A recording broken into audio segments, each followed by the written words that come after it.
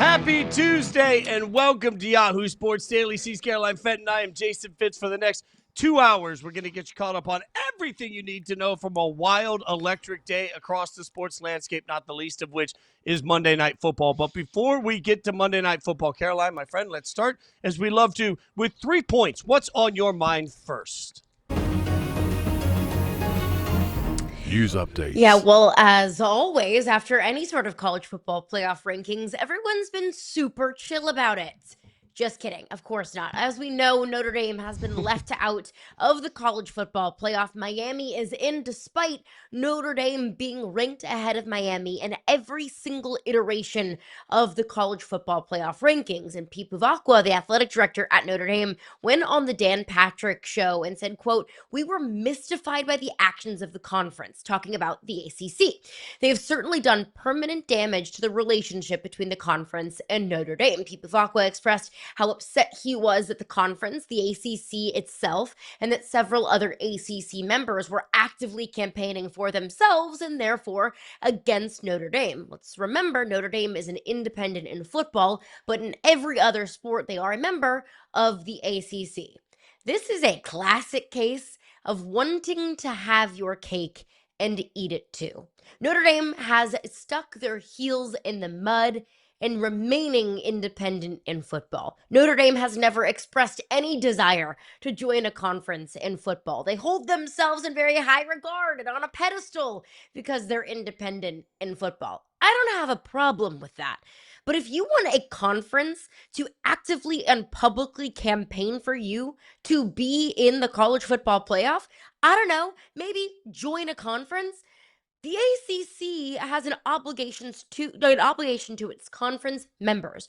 Notre Dame football is not an ACC conference member. It would be a really bad look if the ACC was campaigning for Notre Dame, again, not an ACC member, and to the detriment of Miami, an ACC member. So if Notre Dame wants to have its cake and eat it too, please, by all means, you can whine on all of the shows that you want to whine on, and you can stomp your feet and you can pout because you've been left out in ACC, your basketball conference or your swimming and diving conference isn't being nice to you. It isn't giving you a fair shake. You're either independent or you're a conference member. You don't get to do both.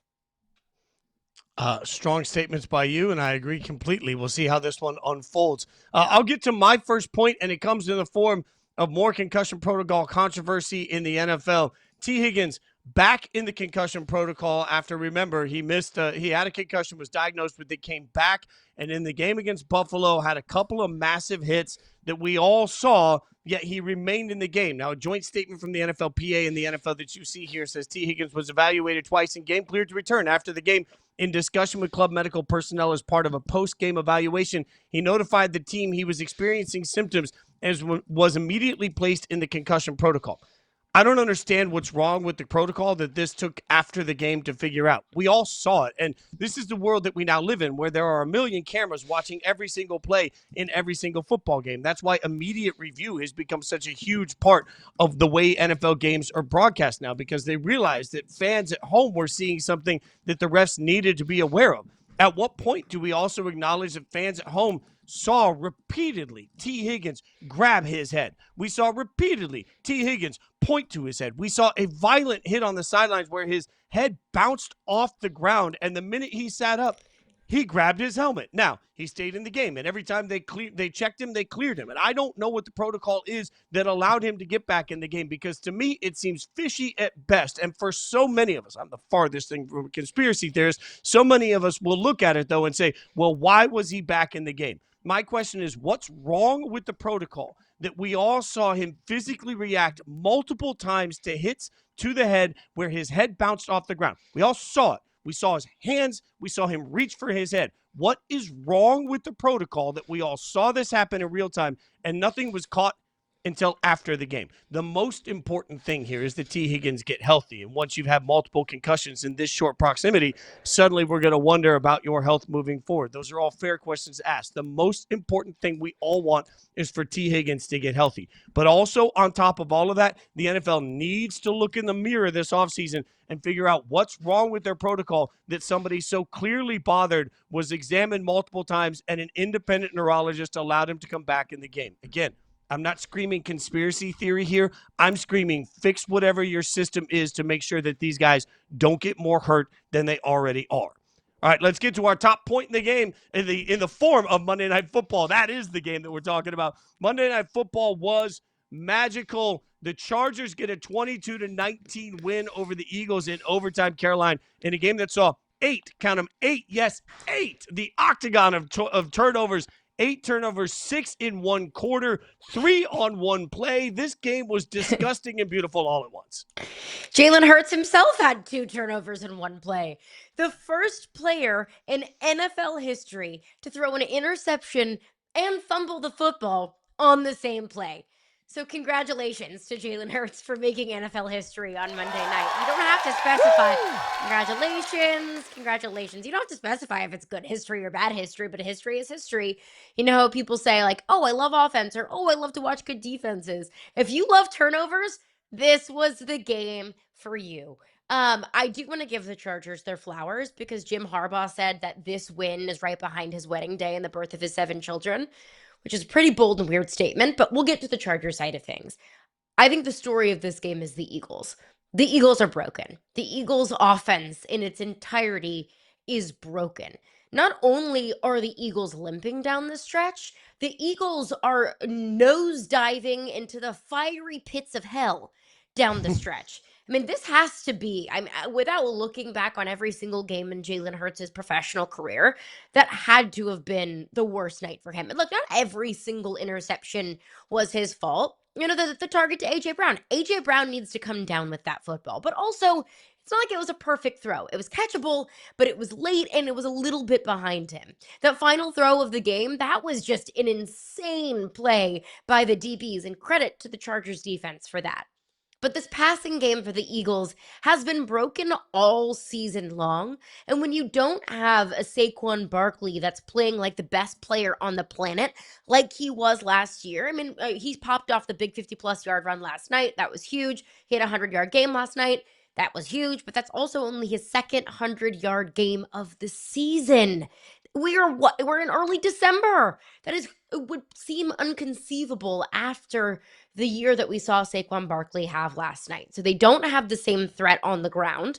They don't scare you through the air. I think the Eagles just kind of forgot that A.J. Brown wears an Eagles uniform, because where the heck is A.J. Brown on any given night? This Eagles team, I understand that they have one of the most menacing defenses in all of the NFL, and that was on full display last night, getting after Justin Herbert. This is not a Super Bowl caliber offense. And if I'm a Cowboys fan, if I'm Jerry Jones, I'm looking around and thinking, there is a path. There is a clear and legitimate path if the Eagles continue down the sea of suck that they have been down over the last 3 weeks. The problem for that is that the Eagles have the Raiders and the Commanders twice left on their schedule. I think the Eagles are going to get They can win right. those games. But here's the thing. You mentioned the A.J. Brown issue. A.J. Brown had 2 drops last night. One of them was on a touchdown, would have made a wild difference in this game.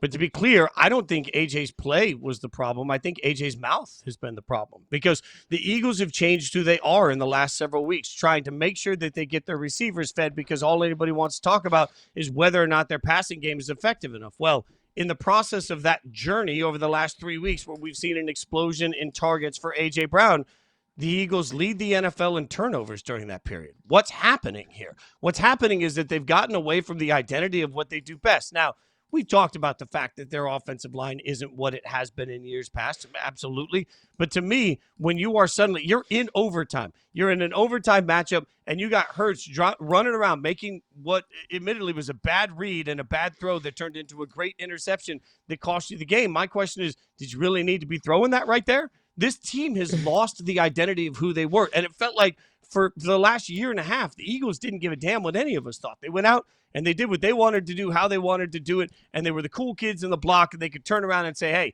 you may not believe in it, but it works for us. And they were right. It got them to a Super Bowl. It's not working now because I don't know if it's the outside noise is finally making its way in. I don't know if the inside noise has gotten so loud they feel like they can't ignore it. But for whatever reason, the identity of what the Eagles are over the last 3 weeks has not felt the same. And in that process, they've put the football at risk. So now we're looking at an Eagles team that's on a losing skid, and they've got to get it right. Number one step for Philly getting it right is to go back to being the confusing Philly team that doesn't care whether A.J. Brown gets any targets, that 1 week might not throw the football at all. Go back to just looking at yourself and say, how do I beat the snot out of this team? Where's my matchup advantage? Because Saquon did have a good game last night, and I thought Saquon was an opportunity to be a matchup advantage. But instead, they kept putting the ball in that man's hands, and that was a mistake. Whether Hurts is bad or whether Hurts was having a bad night doesn't matter right now. What matters is the play calling never changed. The direction never changed. They just kept rolling it out there saying, this time it'll be different, and it wasn't. So you get a turnover-laden game that costs you in the end. This is Philly overthinking everything, Caroline. And it's felt like that for a good bit of this season. But it was so easy to look past because the Eagles were winning games.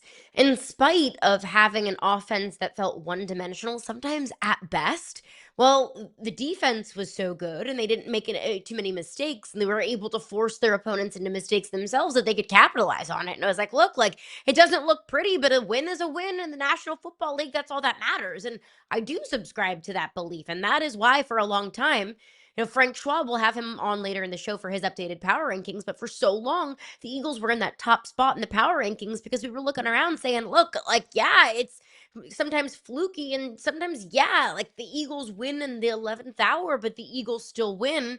I think we're now seeing it come to fruition that you can't rest on that. You can't rest on having a great defense and a one-dimensional offense and winning games, late, or winning games in kind of fluky ways.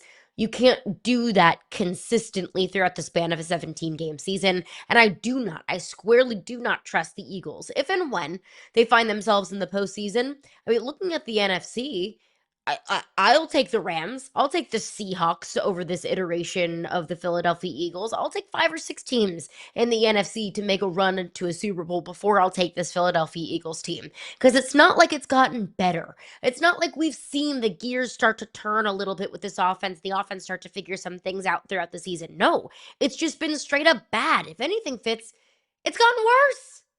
Yeah, you're not wrong. And I want to give credit to the Chargers, who in this process, Yes. their defense played lights out. They made some amazing plays. Justin Herbert was a warrior, a week removed from hand surgery. As Harbaugh pointed out afterwards, he was stiff-arming people with a broken hand. I mean, it was a valiant and gutsy effort by the Chargers. We'll continue to break that portion of it down. But that wasn't the only piece of big news that we got yesterday in the NFL. We also got some interesting quarterback news. For anybody that didn't see this, we all know that Daniel Jones has torn his Achilles. He's gone. And then the news came out that Riley Leonard, who was presumably going to take over, has also strained his knee, so he may miss some time. And as a result, the Colts are desperate to figure out a quarterback. They don't have one, including working out 44-year-old quarterback Philip Rivers on Monday night. They're now deciding what to do next at the position. Now, I want to stress here, they are looking at every option. Philip Rivers is just one of those options. So I'm not coming in saying that the Colts and Philip Rivers are about to sign a deal, Caroline, but if they were to, this feels like a weird fit. Not just because he's 44, not just because he hasn't played in the league in years, but because of Shane Steichen's offense. Like, just the thought of Shane Steichen likes a mobile quarterback that can get around and get a lot done, right? So, yeah, Diana can tell me that the workout went really well, but my God, like, I'm just thinking about 44-year-old Philip Rivers just coming out, who was never particularly mobile in the first place, coming out being the answer in Shane Steichen's offense. This just shows you how desperate the Colts have gotten. Yeah, this takes, going back into the well to a completely different level. Look, I know you said, you mentioned all those things. It's not just the age. It's not just the fact that he hasn't been in the league in 5 years. It's not just the fact that he's closer in age to my parents than he is to me. It's not just the fact that he is a grandfather. Ouch. Literally. Like, his son has a child. So he is literally a grandfather. Terry Bradshaw was busy, I guess. Though all of those things matter. And when you're 44 years old and you've been on the couch for the last 5 years, and look, No disrespect to Phillip Rivers.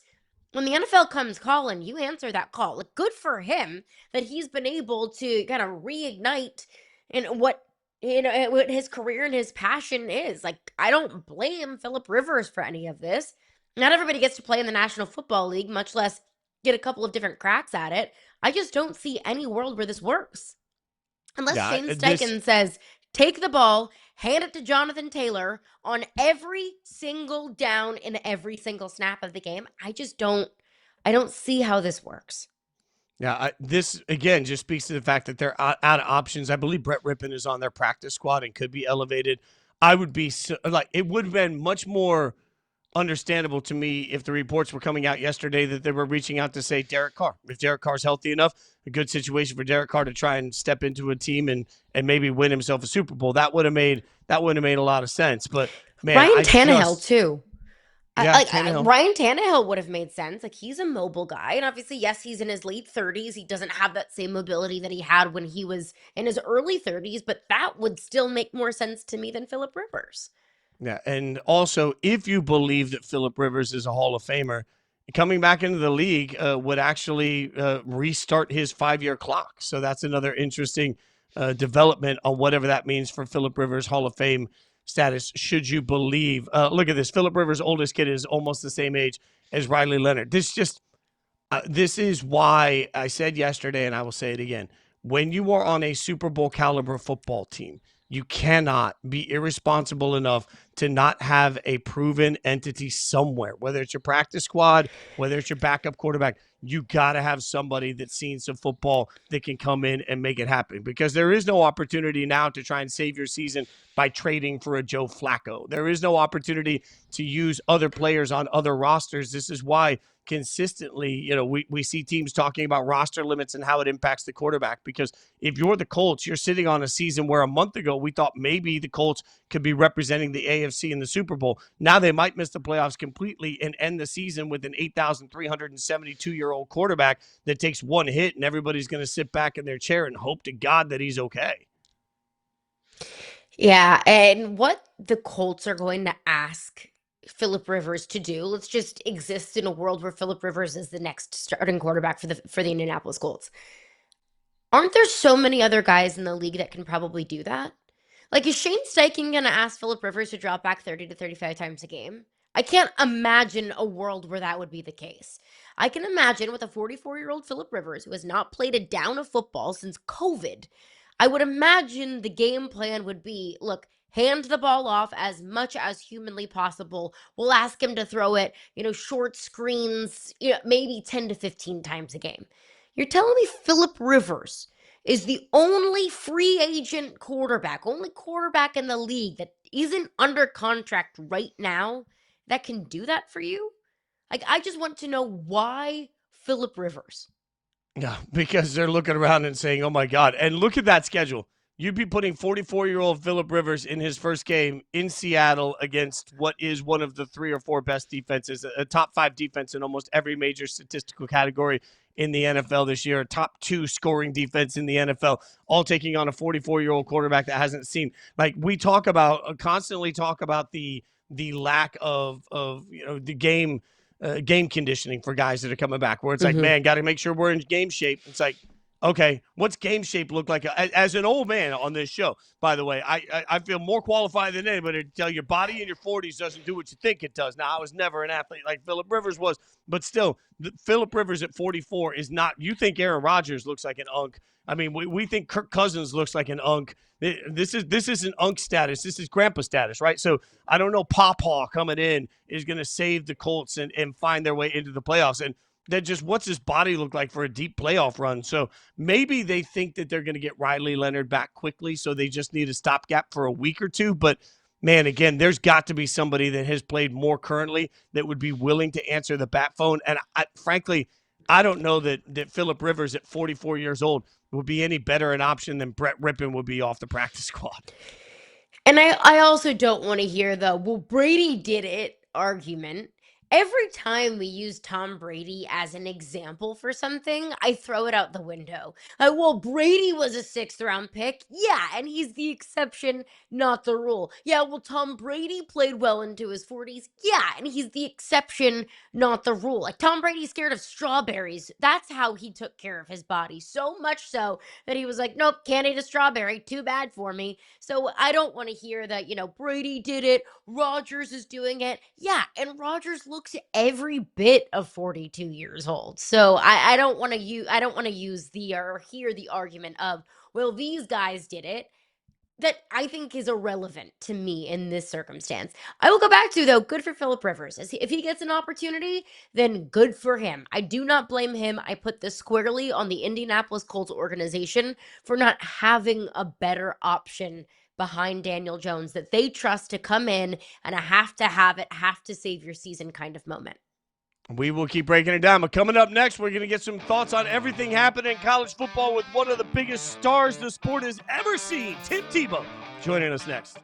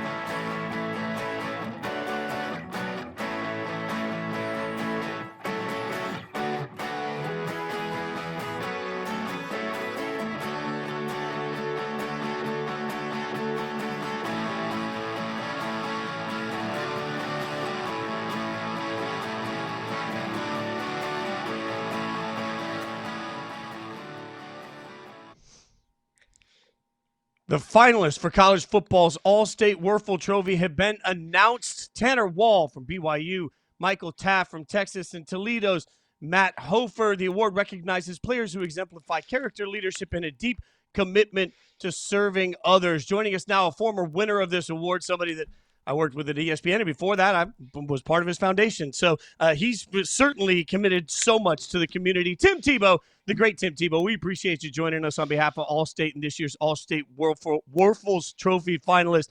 Tim, you've been closely connected to this trophy for years. What makes it so meaningful to you personally? That's a really good question. I would say, first of all, honoring Danny and the role model that he was to me and the leader that he was, and seeing someone that went before me that could be humble and kind and serve and also be really good on the football field. So I think that was really special for me.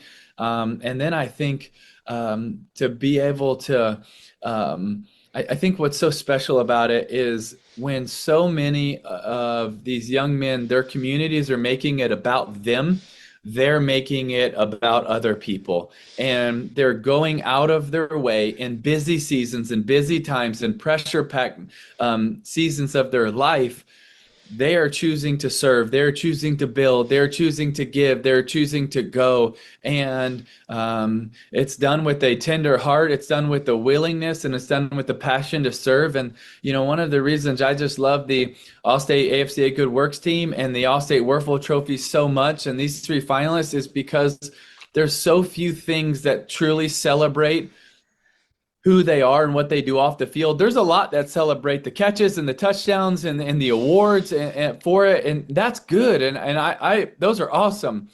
But we also should celebrate who they are and what they do off of the field. And I think when you do that, it inspires more to want to be like that. I think it inspires more because it looks cool and we're celebrating and we're honoring that. And so these young men are incredible, different stories, different places, different ways, but all using their heart and their skill set and their will set, all to be able to step in and make a difference. And we talk about like Michael Taff and how he's turning his pain into purpose. This is a young man that lost a friend and a teammate to a fentanyl overdose, and now he has Taff's Tackles that he's giving money, raising awareness, hosting events because he wants to protect the next boy and girl. And all of them have incredible stories, but I love getting to celebrate that.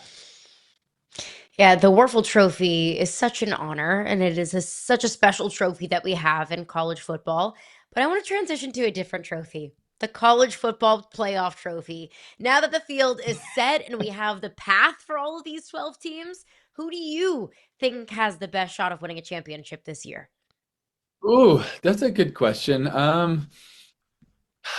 I don't know right now. I think Indiana has a good. I think it's really difficult. I tell you, who probably has the hardest is Miami or Texas A&M. Like, oh, congratulations, y'all get each other in the first round.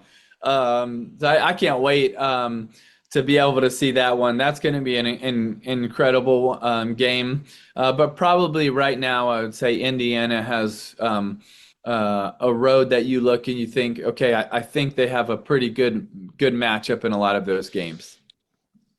And they shocked the world on Saturday night, taking down the big bad They Buckeyes. I did. think all of America kind of fell at least a little bit in love with the Hoosiers on Saturday night. But I want to touch on your alma You mater, have to. Florida. Like, let's How be can you honest, you not? have to sort of Yep. like, what are we talking about? It's one of the greatest turnarounds, and I think Kurt Zignetti, his just demeanor is a trip. Like he's like super confident, and you're like, is it sort of arrogance? Is he just inspiring? And I don't know, but it's awesome. His team's so fundamentally sound. His Fernando is just an absolute stud of a person, and he's a stud as a player. I think he has a good chance to win the Heisman. And I just, how can you not like this team? How can you not root for them? It's pretty special. Yeah, it is. And, to say, hey, Google me, I win, and then you win, like, it's putting your money where your mouth is to a crazy different level. But I do want to touch on your alma mater. The Florida Gators just hired a new head coach, Jon Sumrall. And in his introductory press conference, when he told his family that he took the job at Florida, he said that his son said, "Does that mean that I get to meet Tim Tebow?" What does that mean to you to be such a figurehead for this university and for this football program and to represent the Gator greats?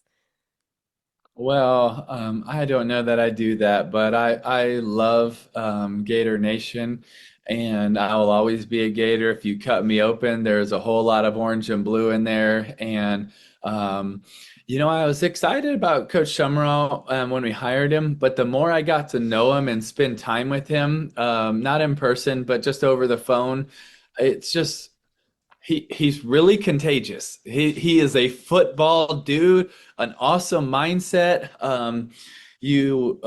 I love talking philosophy, mindset, mentality, all of these things with him.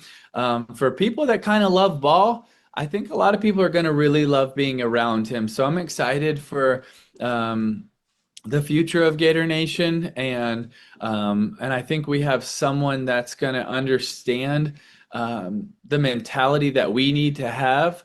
When we've been at our best throughout the last couple of decades, it's when we've had an edge.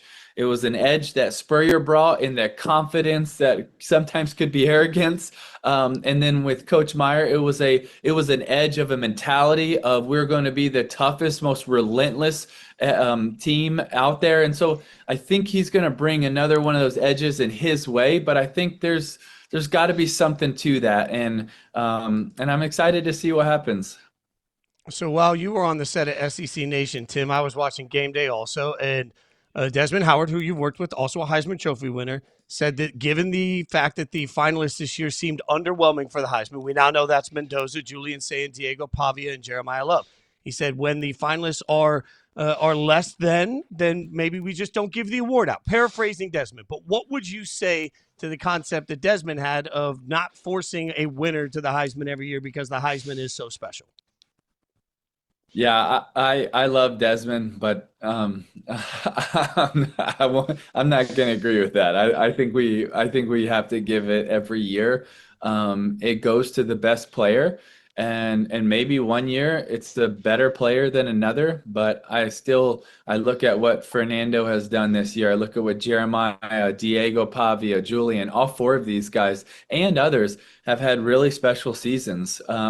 Maybe part of how it feels to him and others is just they haven't had that Heisman moment, maybe. But I would look at Fernando and say, this is a young man that, I mean, look what he did against Penn State. And I know people knock because Penn State's not as good. That's a pretty incredible drive that he had in that game. Diego Pavia is an absolute dude. Like Vanderbilt they're a lot better. Love Clark Lee, love their talent, but they are not even close to 10-2 without him. He is a dude. Like, that's a difference maker, and I love the way that he played. He brings a mentality to that team. Like, that's an incredible player. Jeremiah Love I know he didn't get to play against kind of good teams going down the stretch, but look at the way he's played. It's special, right? And Julian saying how improved he got throughout the entire season. So I love Dez, and we always have some fun back and forth, but I would probably take the other side on this one. It looks different, but hey, this is a new college football. And these four guys have been so great for the sport. Another guy that's been great for the sport at the next level, though, is Phillip Rivers. And we learned yesterday that 44-year-old Phillip Rivers will be working out for the Indianapolis Colts. Now, you are 38, Tim. Can you imagine working out and playing in the NFL 6 years from now? Probably not. But can I just say I love it. Phillip Rivers is awesome. Let's go. That's a competitive dude, man. He's fiery. He's kind of a trash talker too. But I love it. I think it's awesome. Now, I don't know if it would work, but if someone's gonna do it, it would be Phillip Rivers. Kind of a trash talker might be the biggest understatement in the world. The 2025 winner of the All-State Wuerffel Award will be announced on December 12th. Tim Tebow, amazing on camera, amazing on the football field, even better human being. Tim, we really appreciate your time and your insight. Thanks for hanging out with us, brother. It's my pleasure. Thank you guys so much for having me. I really appreciate it. Merry Christmas to y'all. Thanks, Tim. Merry Christmas to you. Check out the All-State Wuerffel Award, December 12th. Awards will be announced. Coming up next, is it really just a two-horse race in the NFC? We'll figure it out.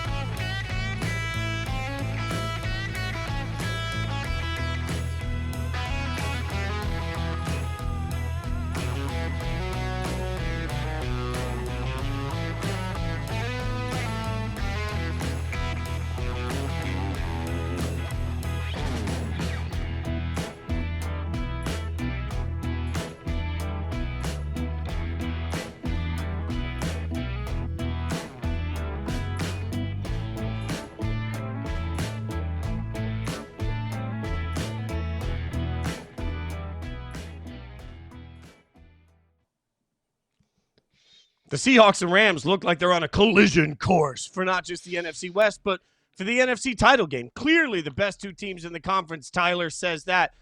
Do we agree, though? I mean, this is an NFC that over the course of the year, we've seen some ups and downs from some big brands. So, Caroline Fenton, are you ready to say that in the NFC, it's these two teams or bust? It feels like it. I'm so apprehensive to say it because I also would like to acknowledge that the NFC North exists. And I also would like to acknowledge that I think when the Lions play their best brand of football, they can beat anybody, not just in the NFC, but in the NFL in its entirety. But the Lions don't always play to that level. The Packers are the same way. So I still want to acknowledge the Lions and the Packers in the NFC, but I think it is the Seahawks and the Rams. Like, I would go as far as to say that these are the two best teams in the NFL, not just in the conference. Yeah, I think at this point, the AFC, I'm completely scared of. You could talk me out of every single AFC team. Like the AFC is like every guy in a relationship when you get in the car and you're like, "What do you want for dinner?" And he says, "I don't care," because he doesn't want to make the decision. I don't want to make the decision on any of the AFC teams. Whatever you want, I'll take. I don't trust any of them. The NFC though is a little bit. I think the one hesitation I would have, and I would agree with you, would be the Green Bay Packers, who I've been particularly tough on offense. I understand that. But to me, even when I watch those three teams, the Rams, the Seahawks, and the Packers, man, if it weren't for the brand of Sam Darnold, and if it weren't for the quotes of seeing ghosts, we would be sitting here clearly saying that the Rams and the Seahawks are the two best teams, and it's not even close. Like, we believe in the Rams because we have reason to. But that man right there, Sam Darnold, I understand that everybody wants to make it about some of his failings. I will remind you, he played one of his worst games as a pro when the Seahawks played the Rams earlier this season, and it still came down to a game-winning kick opportunity for Seattle. Seattle is so good that I think they can survive a game where Sam Darnold is seeing ghosts. And let's not get it twisted. The number one seed in the NFC is likely to come down to the rematch between the Rams and the Seahawks, a game that will take place in Seattle. So to me, there is plenty of reason if you're a Seahawks fan, when you're talking about, as I mentioned earlier, a defense that's top 5 or 6 in basically every major metric. You're talking about a defense that is flying. And Mike Macdonald got that job as a head coach because of his job as the Ravens defensive coordinator. He's now done the same thing. This is one of the best disguised defenses in the league. It is one of the best defenses at getting after the quarterback, but also sitting back. And at the same time, it's an offense that's top 5 in rushing total, right? It's top 5 in rushing attempts, I should say. You're talking about a team that is absolutely able to slice and dice you a million different ways. I love that. So I'm putting that ahead of the Green Bay Packers because I think if you're having a bad day, if one guy is having a bad day for the Seattle Seahawks, there's enough of a roster to raise you up, full Josh Groban. If the Rams, if one guy is having a bad day, I believe in the defense and the coach to raise you up. For the Packers, I don't know. If Jordan Love goes out there and has the worst of Jordan Love, can the Packers survive that? I know Christian Watson coming back maybe makes that more of a conversation, but I don't think so. No. And I think that we've seen that. I mean, the Packers have, for being a Super Bowl contending team, they have some of the worst losses of that group. I mean, they lost at home to the Carolina Panthers. They lost to the Cleveland Browns on days where Jordan Love just didn't have it. And I would like to acknowledge the Rams also lost to the Carolina Panthers. The Rams also lost to the Panthers on a day where Matthew Stafford did not have nearly close to a good game, or his level of game, or his caliber of game that we've grown accustomed to. I mean, Matthew Stafford went how many weeks without a pick, and then threw 2 against the Carolina Panthers. I do want to at least acknowledge that.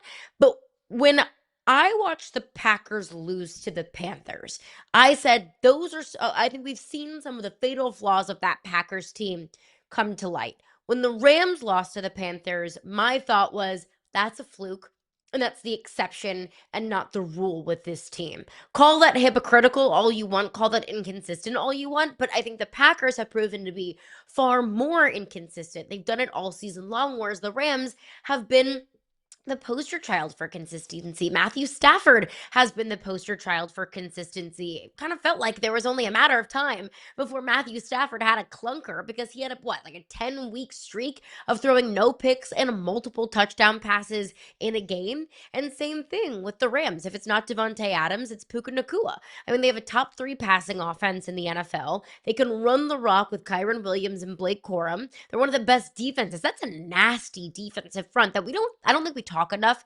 about with the Rams because we're all so accustomed and wired to talking about the Rams offensively. And obviously, when your head coach is Sean McVay, you're going to be an offensive-minded team. But as good as the Rams offense is, the defense is there to match. Like just a couple of weeks ago, we talked about some fatal flaws for some of the NFC contenders. And I came up with, I don't know, like special teams for the Rams, which matters, especially in games of inches and when the margins are so razor thin in the NFL once you get into December and January. But that's all I could come up with was like the Rams were like bottom 5 in the league in kick returns. That's all I had. It's because this team is so sound everywhere else, and they're so reliable with a quarterback that's been playing the best football of his very long and very storied career and one of the best offensive minds and best play callers in the National Football League in Sean McVay. Okay, so you love the Rams offense. I agree with that. I love the Hawks defense. I know you agree with that. We agree that these two teams are separated by thin margins. I would argue the Seahawks special teams might be the margins, but let's look at the future.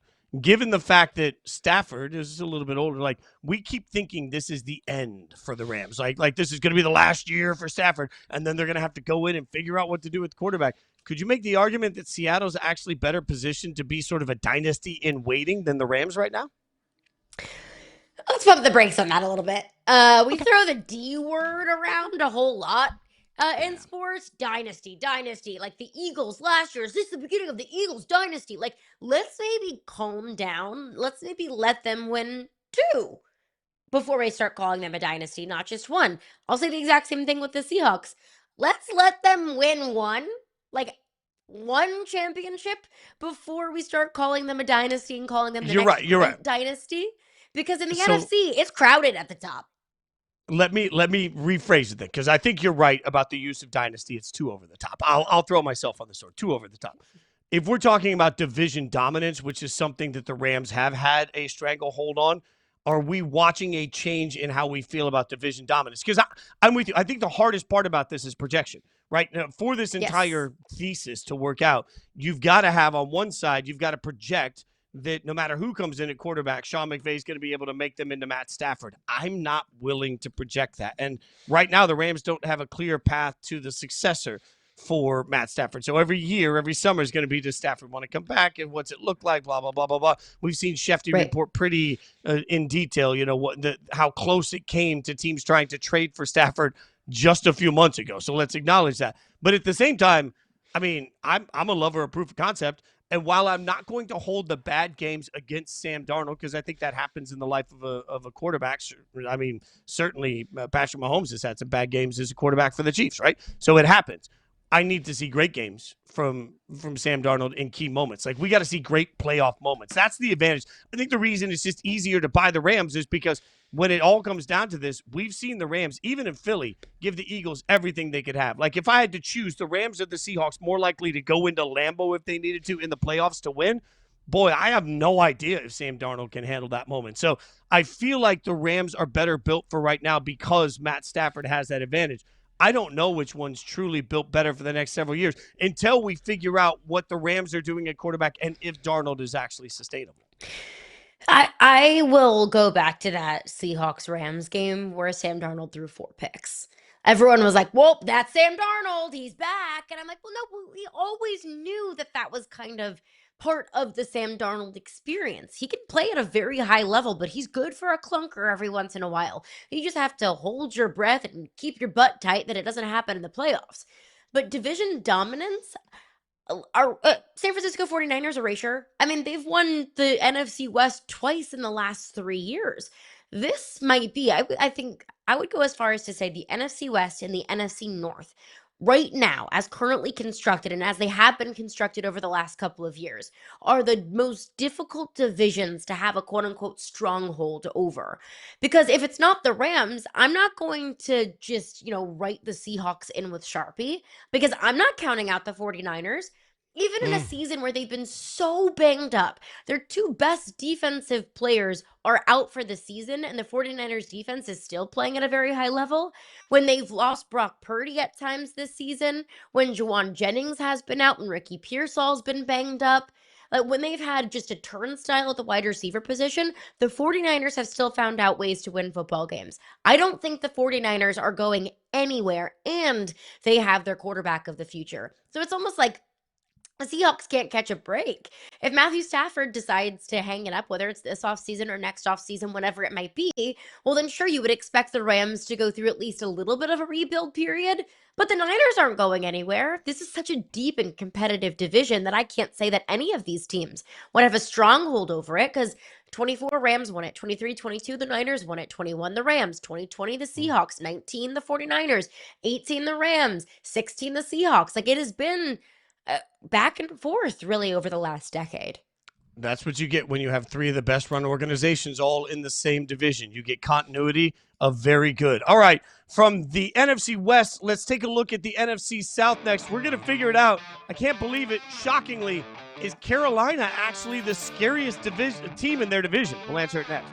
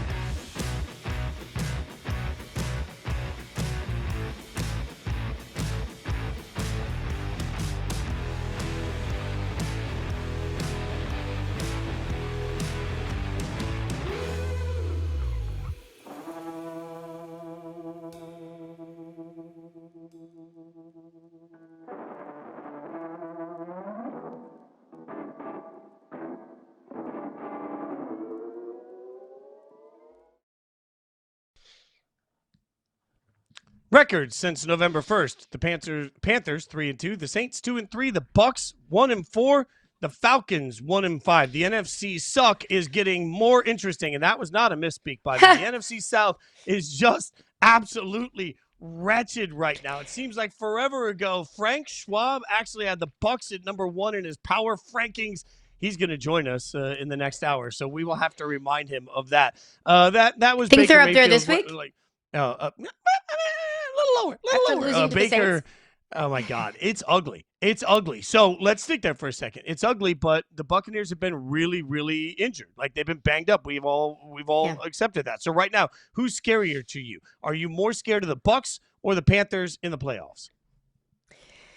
I feel so bad because I am just a stone's throw away from Bank of America Stadium. It's the Bucks. Like, what more do the Panthers need to do to convince me that they're the scarier team? I don't know. But when Mike Evans comes back and gets healthy, Mike Evans, Chris Godwin, and Emeka Egbuka, who's stopping that?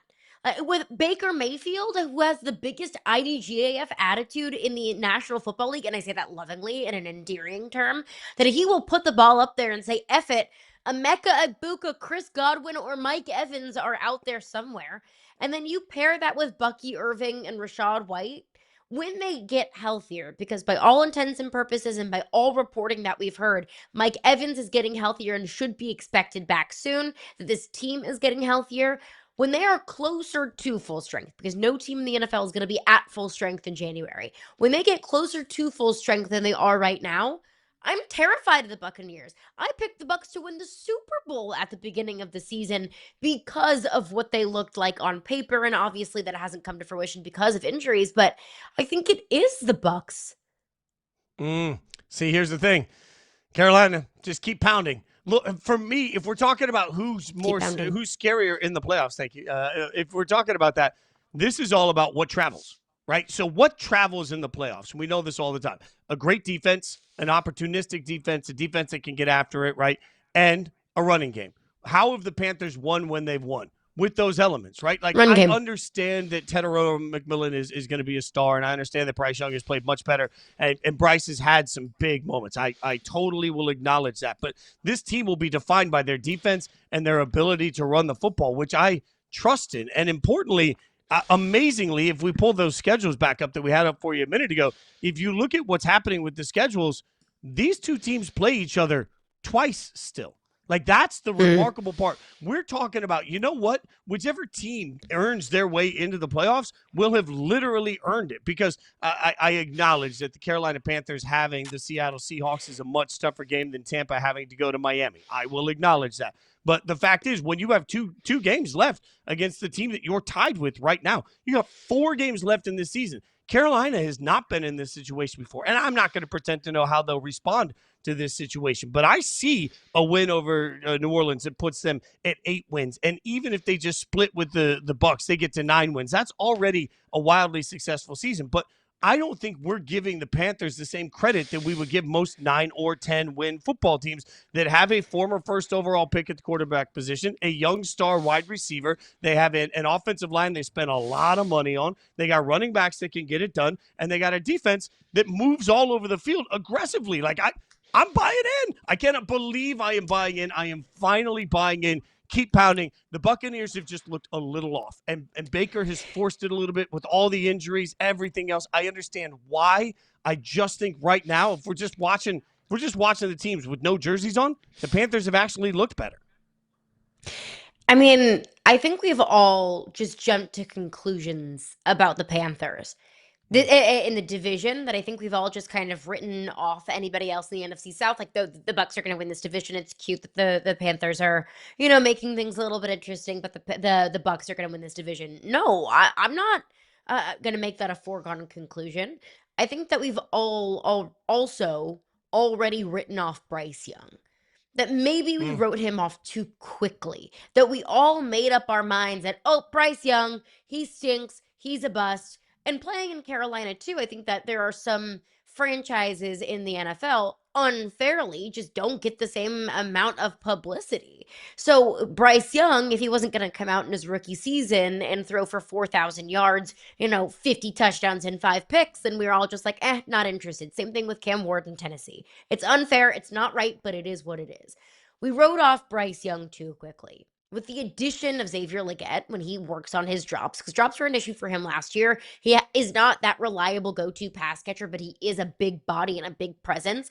But paired with Tebow McMillan, who has the speed, he can spread the field out, he can catch anything that comes his way. Tebow McMillan is a budding superstar in this league. So now that Bryce Young has some protection, a better offensive line up front, a more reliable pass catcher, a run game to fall back on, I can absolutely see the Panthers starting to piece these things together. And if it doesn't come to fruition this season, I would expect the Panthers to be right back in this position next season because they are chock full of young talent. Yeah, the Panthers' growth trajectory is undeniable. And to your point, look at this. Bryce Young, the first Panthers quarterback to start 10-plus games and have a winning record in a season since Cam. Here's what happens. And we're not talking about it. No. But this is my working theory. when you are drafted first overall, people want immediate huge results. When other people get quick results, like CJ Stroud did, like Jaden Daniels did, then the world kind of stops paying attention. So once Bryce Young was benched for a bit to try and figure it out, unless you are moving the needle in ways that casuals watch, which would mean unless you're scoring a bunch of fantasy football points, you're hitting a bunch of overs in gambling for everybody that does that. Unless you have a decisive moment that makes people pay attention, once you become relegated to, oh, yeah, I forgot they were playing, I saw the highlights on Red Zone, nobody really knows if you're any good anymore. And I think that's what's happened to Bryce Young. So Bryce's surge at this point, his resurgence, if you will, is a key part of this. Now, we have a huge game coming up this week, obviously, because we have the Thursday Night Football Bucks versus Falcons. You've got two teams that are absolutely, in some ways, free-falling, backs up against the wall. This feels like must-win for Tampa, right? It's 1,000% must win for Tampa. I mean, Tampa can't keep digging themselves in these holes.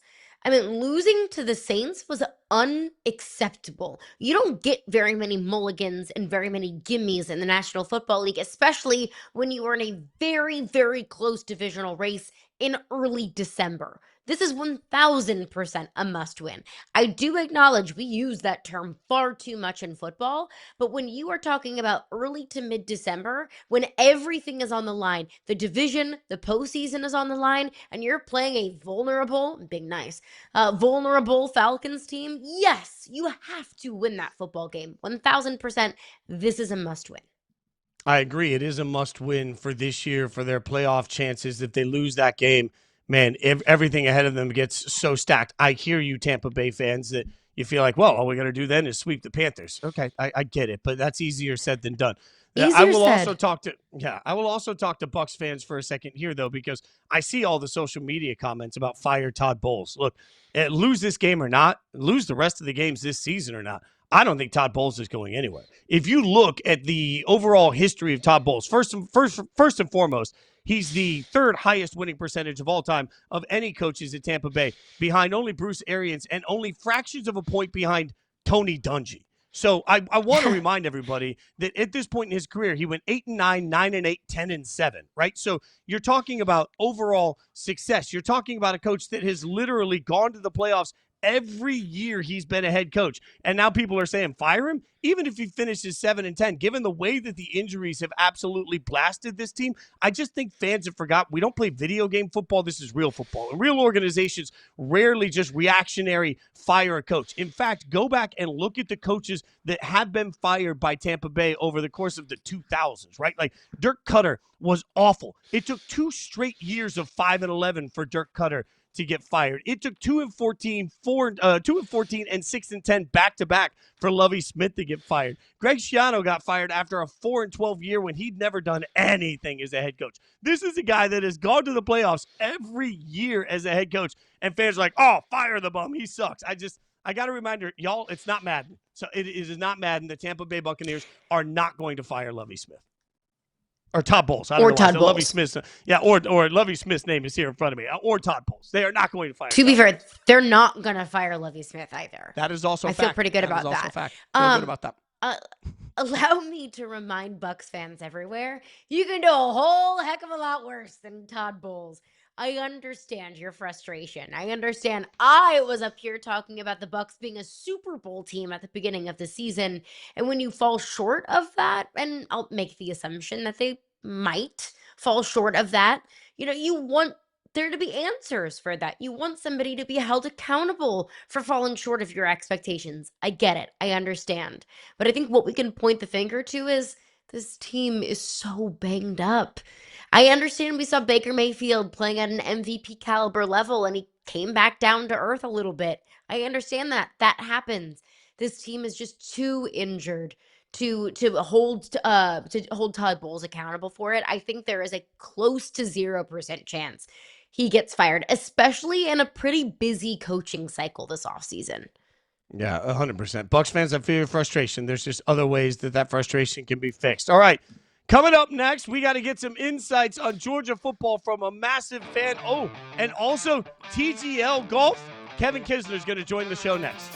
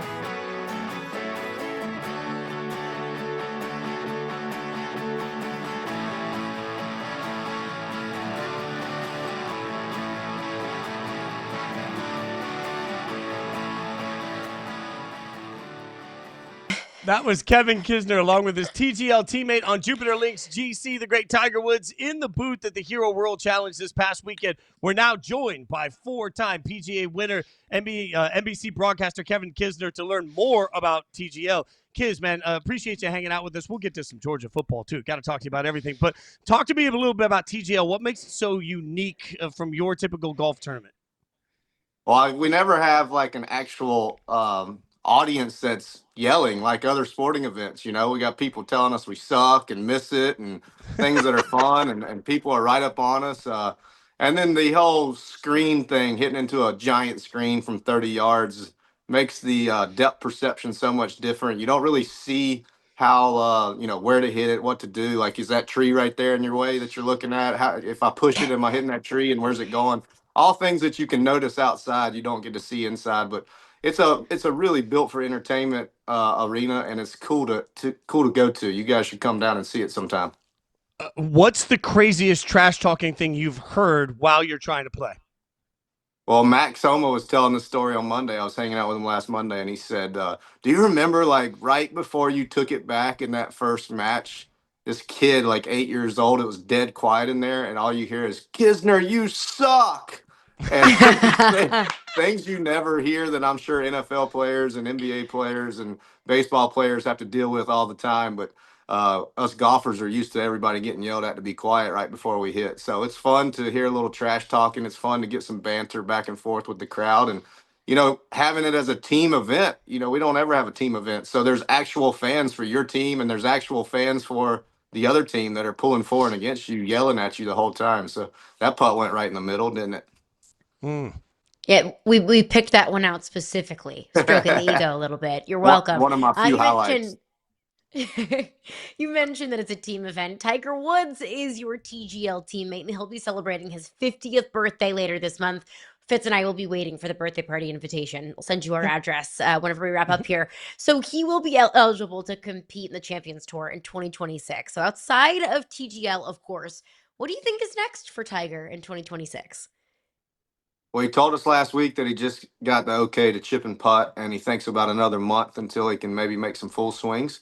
So it could be a good idea to go, once he starts moving around a little bit, maybe jump in a cart, play a few Champions Tour events, see how his body's moving, see how he reacts. Don't put as much pressure on him by walking, and if he responds well, maybe go back and play some tour events. I know his heart is still thinking he can play and compete at the PGA Tour level, so I'd be shocked to not see him come back and play some PGA Tour events if he feels like he's willing and able. But the Champions Tour could be a great warm up to the next step. All right, we've recently heard a lot of noise surrounding potential changes to the PGA Tour schedule, reducing the number of events, starting the season after the Super Bowl. It's all on the table. What's your take? Like, what do you think would be right for the sport? Well, I think it could be totally right. The scarcity aspect of it makes fans want it more. When we play every week, it becomes dull for some fans that feel like they could watch us at any time, any place. But I think it could be potentially very hard on some players that are used to playing 25, 30 events a year, that, the bottom end level player that don't get into all these big events. It's going to really lead to a smaller pod or group of players that get to play in PGA Tour events. But if you get to 20 events and you make every player play, then it becomes more like the NFL or more like the NBA, and maybe that's the rocket ship to making the PGA Tour highly successful.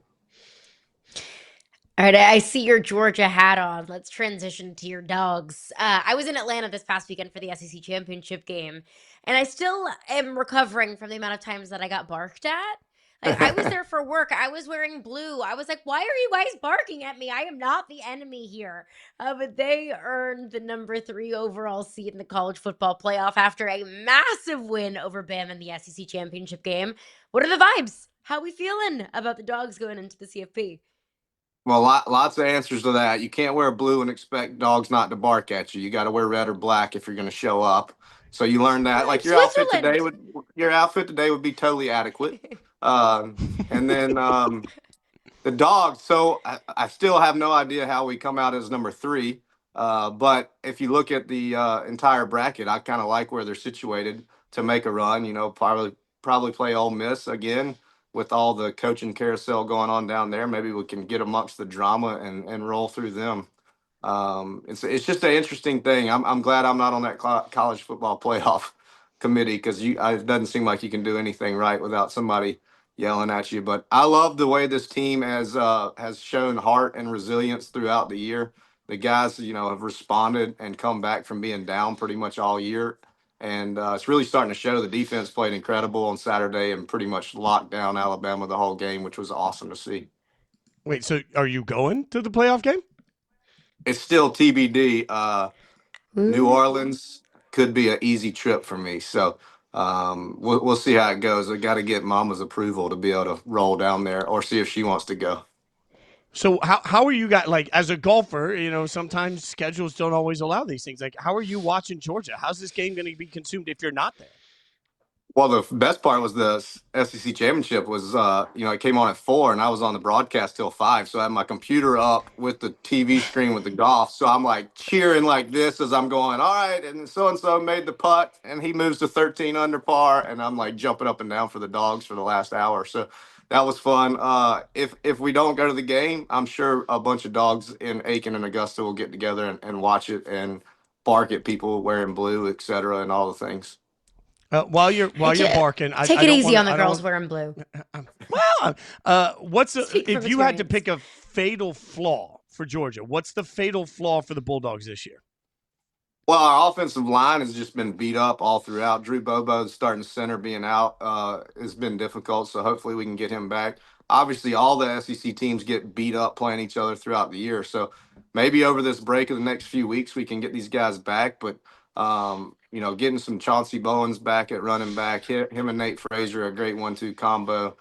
He only got to run the ball 4 times on Saturday, so getting guys healthy, I think, is the biggest key. We've got quite a few wide receivers down, and if we can get a few of those back, the offense can become more explosive. But how do you not love Gunnar Stockton? The guy's just a competitor and puts his head down, never slides, loves to take the hits, and the guys love him, and they all rally around him. Football guy, that is for sure. Going into the SEC championship game, a huge narrative was, well, we got to get that, kind of Bama off your back a little bit. Kirby was 1-7 against Alabama going into the SEC championship game. I'm sure you know that very well because you have been on the wrong end of several bets with your friend Justin Thomas, who is a very proud Bama alum. So what were some of the wagers that were going on between you two before the SEC championship game on Saturday?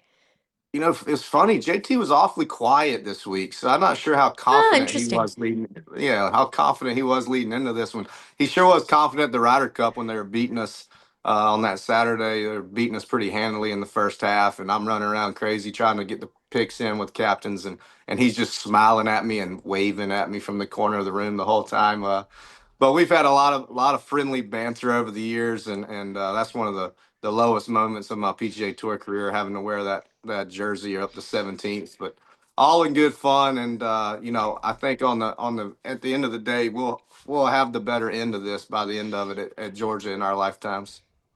Who's the first person that blows your phone up when Georgia loses? Who's the first trash talker? Well, it's funny you say that because during the Ole Miss game, I was there and looked down at my phone, and Tiger texted me 3 times talking trash about Georgia losing to Ole Miss. We were losing basically the whole game and come back in the fourth quarter. So it basically depends on who we're playing, right? If we're playing Alabama, JT always throws in just a little "Hi Kevin" or something really smart aleck, just to let me know that he's thinking about me. So it just depends on what team we're playing. What a kind friend move. Just want to let you know I'm thinking about you as my Yeah, team I'm is whipping here. up on yours. Yeah, hi, yeah. Just wink, wink, nudge, nudge. All right, official prediction. Who's winning the national championship? Oh man. Oh, that was me. Sorry. Oh no. That's I'm what back. happens when you ask for a prediction. Everything gets wild. I Everything know, gets wild. seriously. Yeah. I just broke the internet. My goodness. We'll get his prediction in just a second. He'll come back with That's us. what I we call a can't. tease, everybody. 100%. Is there like a time that you wait before you trash talk? Caroline's always been very nice to me when the Raiders lose. She doesn't send me anything. Like, she just lets me lose in peace. I think we've lost Kiz. We'll see if we can get him back. We might have him back. We may have him back. Official prediction, brother. What do you got for us? I mean, Georgia's 5-1. I don't see how we don't get a chance. I just looked at the odds this morning. How they're still picking Ohio State after that performance on Saturday is shocking. But Georgia has the talent to go all the way. I like their path through the bracket, so I'm going Dogs all the way. Dogs on top. All right, kids. Before we get you out of here, tell everybody how they can check out TGL Season 2. Oh, man, we're going to be on ESPN. I'm playing the first match January 13th, prime time. Come check me out, see if I can hit another bunker shot right into the flag. You see how good my aim was on that bunker shot? I feel like That's Caroline impressive, and I should, actually. Caroline and I are going to spend up until January 13th working on trash talking. So if you just start hearing random things coming from the crowd, I want you to know that's Yahoo Sports Daily representing. We're out there making sure that, like, if you hear something that's just right on the line of weird, that's coming from us. We're going to work on our trash talking for you. Good luck with the TGL Season 2. We appreciate your time. Thank you so much for hanging out with us. And, of course, good luck to your dogs. Yes, sir. Thank y'all for having me. Y'all have a great day. Merry Christmas, Happy Holidays, all the things. Merry Christmas, Thanks, brother. kids. Thank You so too. much. That's great stuff from him. TGL Season 2, check it out. Always a fun watch. Coming up next, we'll figure out some fatal flaws in the AFC for some of the best teams.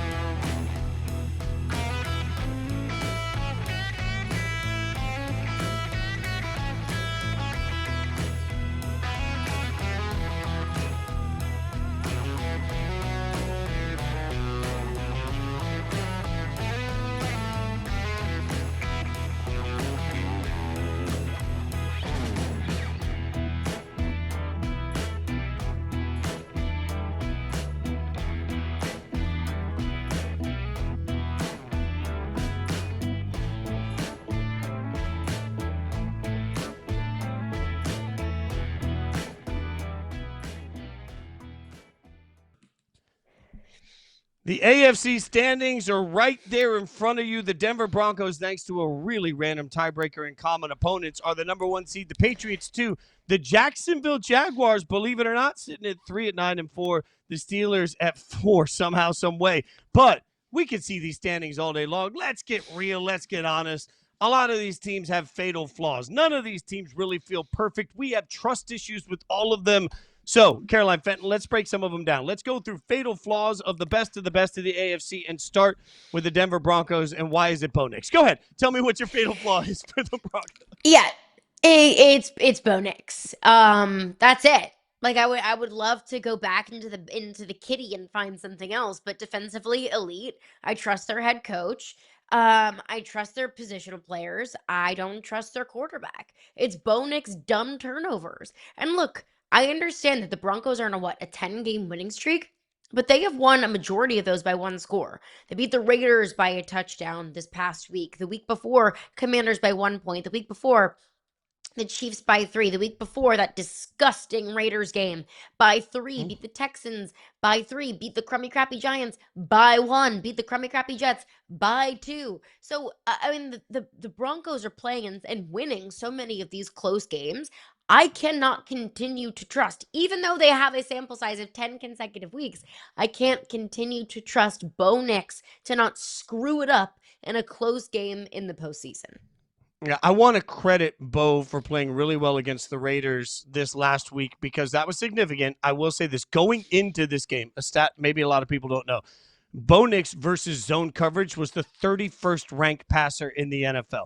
Bo Nix's completion percentage versus zone, remarkably, 35th. All right, so what does that tell you? When we talk about the Bover throw, we're talking about the fact that Bo, when he's facing zone coverage, particularly doesn't always know where to go with the ball and doesn't always do a great job of putting it where it needs to be. Now, the Raiders run a lot of zone, and he had no problem with it. But also, the Raiders suck, right? So my concern, the fatal flaw of the Denver Broncos is when he's taking on a very good defense, when the Broncos are taking on a great defense, even a defensive coordinator that sees these numbers, going to run a lot of these sort of coverages that will confuse Bo Nix. I don't trust Bo. Maybe we're all wrong. I trust Bo. You tell me that we're rolling the ball out 4 or 5 minutes to go in a game and you need Bo to make a play. I trust Bo Nix. I don't trust Bo Nix against zone defenses, particularly smart defensive coordinators or great defenses for the duration of the entire game. So that is their fatal flaw. What about the number 2 seed, the New England Patriots? What do you think their fatal flaw is? At this point, I think it's experience. That I think there is so much value to being there before. That if you tell me I have to pick between the Patriots and the Bills in the AFC Championship game, I'll defer to Josh Allen and the Bills because they've been there before. This iteration of the Patriots hasn't. I mean, Drake May is in year 2. This is Mike Vrabel's first year in New England. This is the first year of this entire group. So I think that the experience and not having experience in those big time postseason moments on the biggest stages, all eyes on you. And when it comes down to, a big play here or there for Drake May, I'm so impressed by how cool and calm and collected Drake May is. The way that he feels unflappable, the way that he can feel so inevitable because he never gets too high or too low. But the postseason is different. The NFL playoffs are a different beast. So I think that in order to break through, you kind of have to be a team that's been knocking on the door, and the Patriots haven't. Now, I also think I agree with everything you just said. Also think their lack of depth with pass catchers makes me nervous. Their second leading receiver is Hunter Henry. Their second leading wide receiver is Kayshon Boutte, who I don't think scares most of us across the board. In fact, Stephon Diggs, who's having a resurgent, decent year, 705 yards passing on 64 catches. That's good. That's nothing to stick at. I don't think most defensive coordinators right now are just shaking in their boots. It takes absolute greatness from Drake May to make the most of the weapons around him. We knew that going in. I think those weapons have played a little better than I expected. But if we're being real, when we get into these playoff matchups where you're right, everything is in the margins, better defenses, better talent, better coverage, less room for error, a little bit more pressure, everything's elevated. Drake May is going to have to be absolutely perfect because I don't think the weapons around him augment that offense enough to make me particularly comfortable. So what about the 3 seed? I cannot believe we're talking about just where we are in the AFC this year. What about the 3 seed Duval, the Jags? What's the fatal flaw other than Liam Cohen's introductory press conference of the Jacksonville Jaguars? That was icky. Every time I see that come across my social media, I feel like I have to take a shower. This team's just inconsistent. This team's drunk, which makes for great football, but it also makes for weird and bananas and bonkers and inexplicable football that leaves you scratching your head like, wait, what just happened? So I don't know what the Jags do particularly well or better than any other team in the AFC other than just they can force turnovers. At times, Trevor Lawrence can look like one of the best quarterbacks in America, but then at other times, they just make stupid, boneheaded mistakes, and Trevor Lawrence looks like he's never held a football a day in his life. So it's inconsistencies that on any given Sunday, I truly do not know what to expect from the Jacksonville Jaguars. I think the Jags are good for upsetting at least one, if not 2 teams in the postseason. I also wouldn't be surprised if the Jags get obliterated in the wild card round. I just don't know what to expect from this team every single week. A Jacksonville Jaguars team that has already seen in the playoff experience of Trevor Lawrence. We saw a game where he threw a bunch of picks in the first half and none in the second, right? So we've seen this wild up and down from Trevor Lawrence anyway in the playoffs.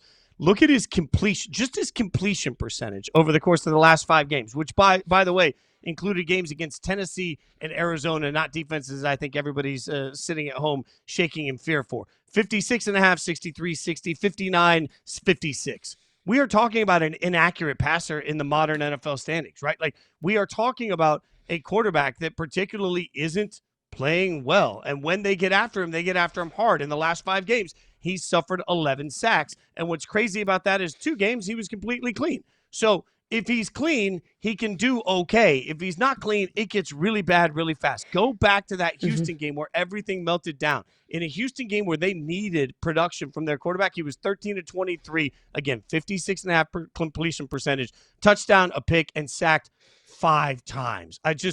He's going to be playing against really good defenses, and I can't believe I'm saying this. I just think they've broken the guy. What was supposed to be the most infallible prospect we've seen in modern football history has turned into a broken quarterback that, I'd love to see Liam Cohen fix him because I root for that for Trevor Lawrence. I would love to see the Jags figure it out with a young quarterback that they've paid, but man, it just feels like we are just spiraling into a sea of mediocrity for Trevor Lawrence for his career at this point. What about the Pittsburgh Steelers? The Steelers are sitting right now as the 4 seed. What's the fatal flaw of the Pittsburgh? Can I just say that they suck? Can that just be the fatal flaw? Yeah. The fatal flaw for the Pittsburgh Steelers is they aren't any good.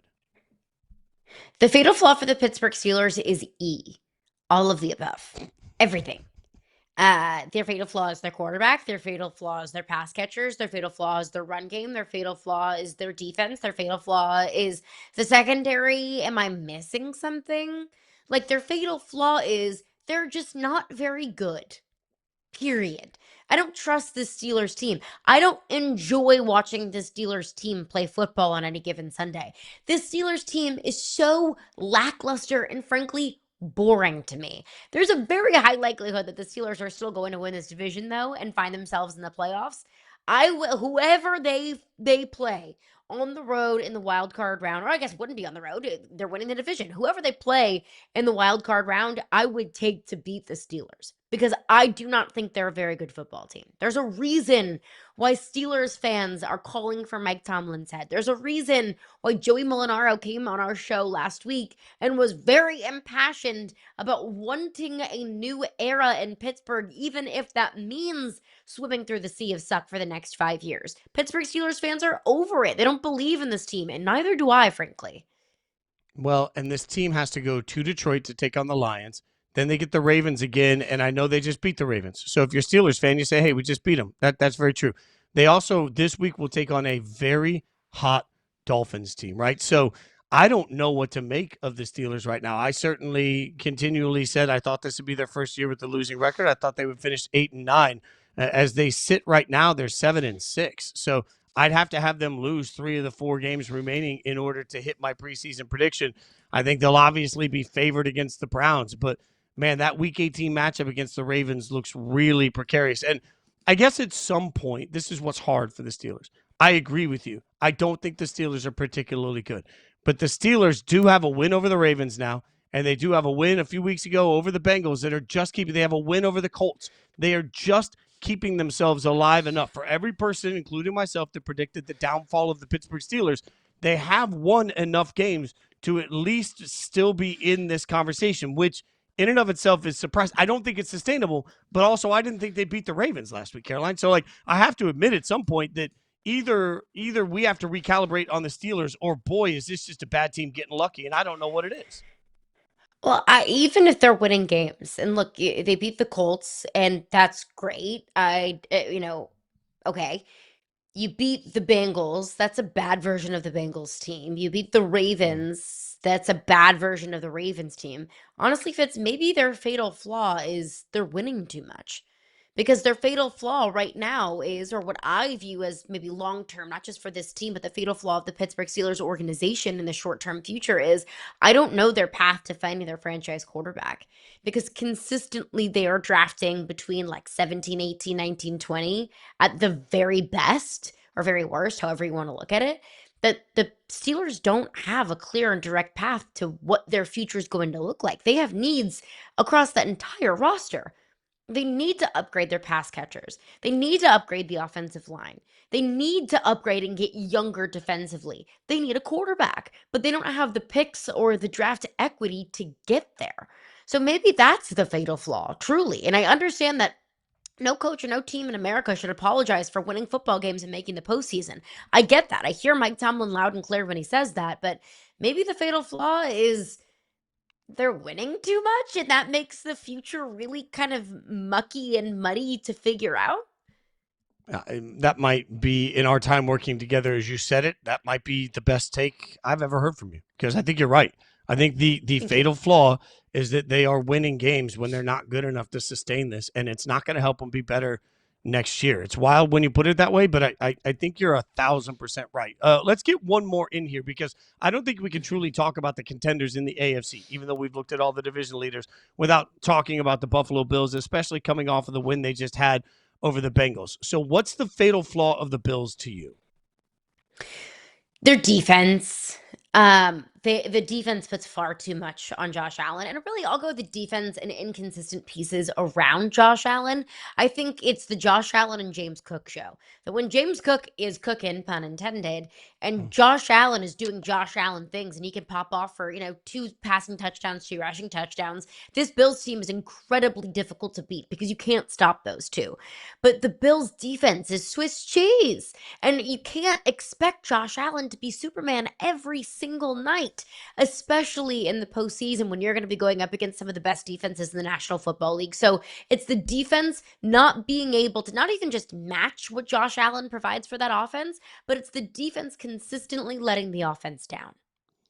I agree with that, and I'll add one extra element. If I'm going to be hard on the weapons that are around the New England Patriots with the pass catchers, I need to be even harder on the Bills. I mean, again, you look at the numbers, Khalil Shakir, and then your secondary receiver is Keon Coleman. Okay.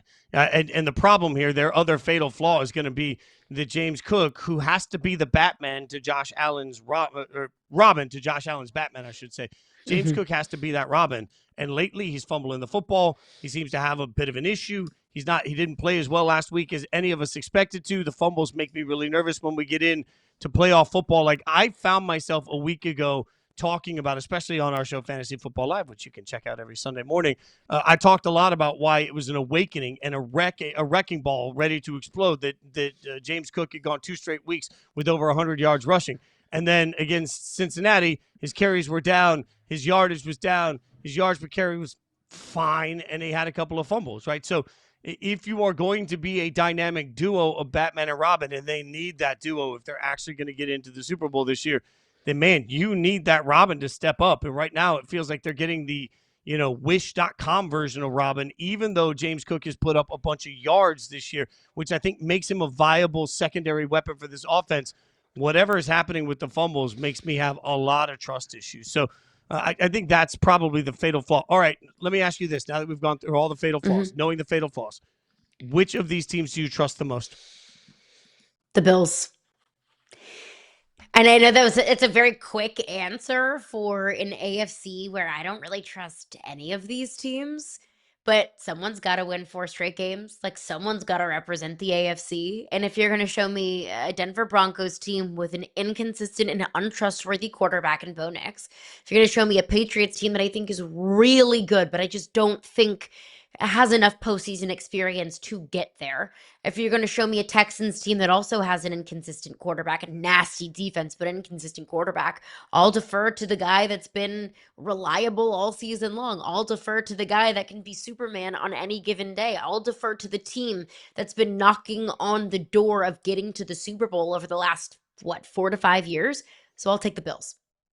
Yeah, I'm with you, because if all things are tied and if I'm wildly uncomfortable with everything, then at the end of the day, the player I trust the most will be the best player in the conference. And there is no question that Josh Allen is the best player in this entire conversation. Frank Schwab is the best player at Yahoo Sports. He's going to join us next. We'll get this week's power rankings. I'm telling you, it's hard to get it as wrong as Frank did, but he did. We'll call him out on it.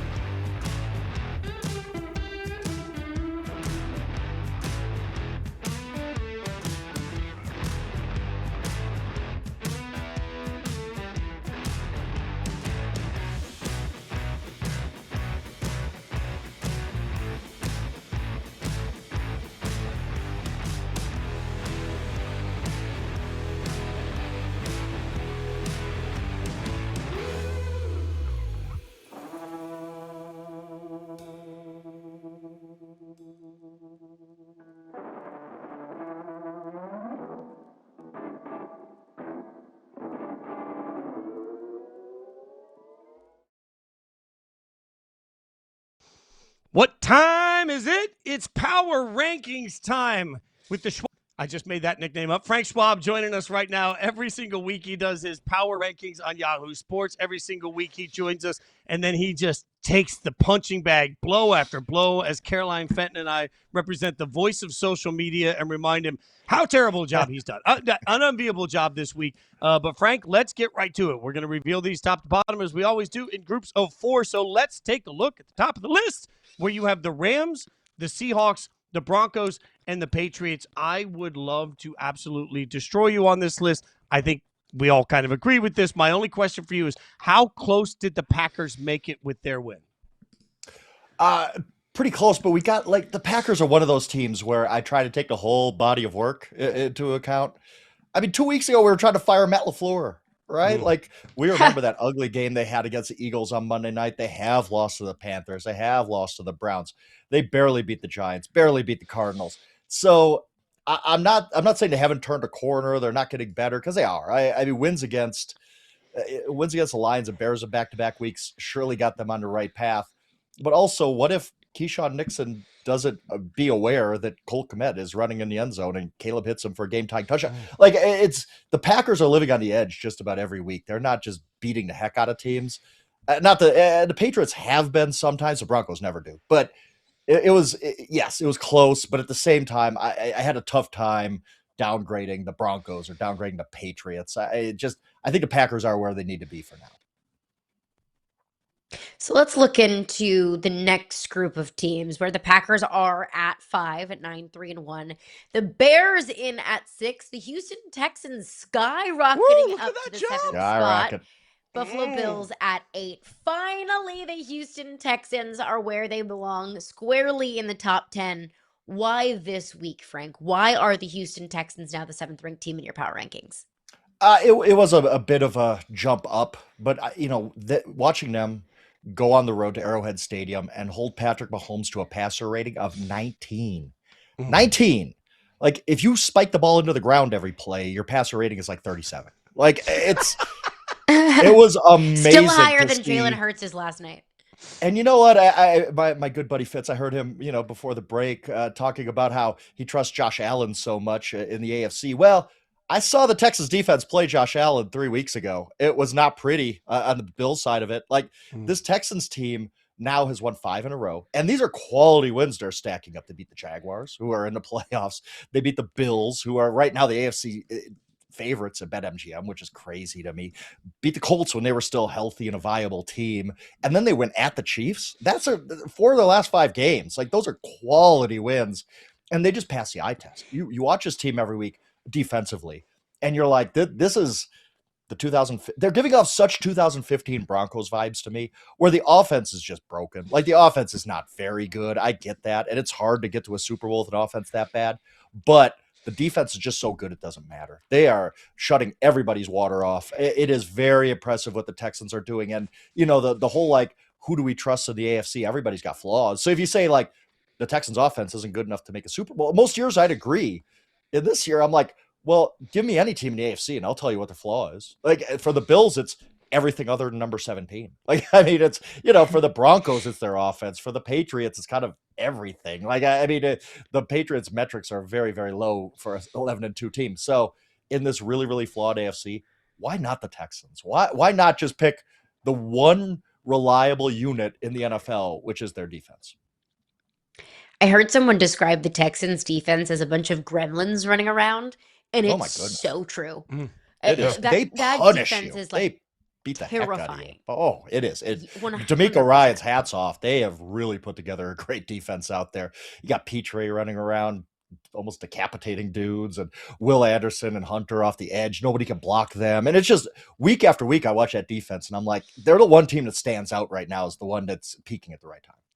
I know, Caroline, real quick, one quick thought on that. Frank, just because you're the historian, I keep looking at this defense, and it actually reminds me of the Ravens defense that was unstoppable in the early 2000s. I know that's a lofty comparison. It is very lofty, but I don't disagree. I know, but I felt like for that team, once the Ravens scored 10, you weren't going to win, and this feels very similar. Caroline, go ahead.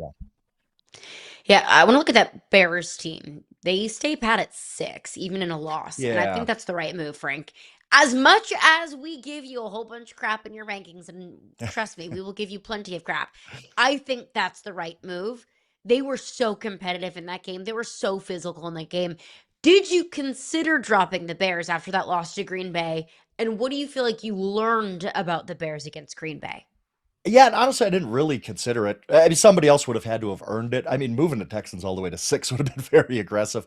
So I just looked at it this way. I said, I've been kind of low on the Bears, and Bears fans don't like me. I get that. But it's one of those things where I look at this game and I say, you went on a road to Green Bay with 22 seconds left. You were running a 4th down play with a chance to tie it at Lambeau Field. There's nothing wrong with that loss at all. Like, there really isn't. And they get the matchup in 2 weeks, week 16 at Soldier Field on a Saturday night. That's kind of the proving ground. Like, okay, Bears fans particularly, if that team is as good as you're telling me it is, all right, go beat the Packers. You're at home. It's going to be cold. It's going to be terrible. Almost beat them in Lambeau Field, or at least tie them, take them overtime. Okay, show me what you're all about in that game. That is the proving ground to me for the Bears. What do you do in that rematch in Chicago? But I didn't feel like they deserved to be moved down just because they lost. It was a very competitive game, coin flip at the end. I did not like the call on 4th and 2 there, 4th and 1. It just run the ball, get the first down, call your timeout. You still got plenty of time to get in the end zone. But they were aggressive. They went for it. Didn't come up, the way they wanted to. But that doesn't mean that they're any worse of a team. I actually I'm more impressed with the Bears after that game, hanging in the way they did. This is a Bears team I've been low on because lack of quality wins, a lot of close wins against teams like the Raiders. Sorry, Fitz. And but this game, on the heels of beating the heck out of the Eagles, this game, I was like, okay, that actually makes me more confident in the Bears going forward because they did play the Packers toe-to-toe in that game at Lambeau. If the world only knew how many times I get just a text that says "sorry, Fitz," and I know that it means inevitably it's about the Raiders.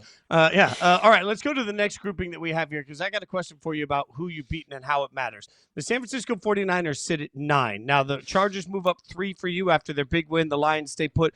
The Eagles go down 5. We'll get to the Eagles in a second, but first the 49ers. I just want to read this to anybody that hasn't paid attention, right?